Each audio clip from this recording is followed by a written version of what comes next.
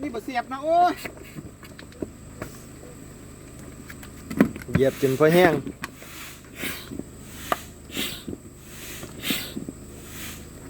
แก้วโอเคแกนแล้วบ่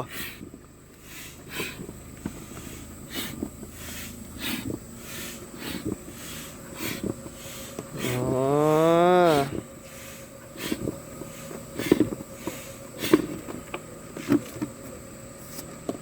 ลงเรือหน่อยลอยแพร่กันแล้วกัน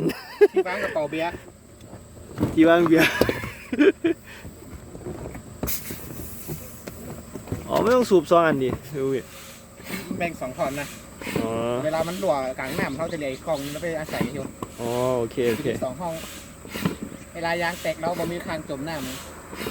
ำ รถมาโอเคครับ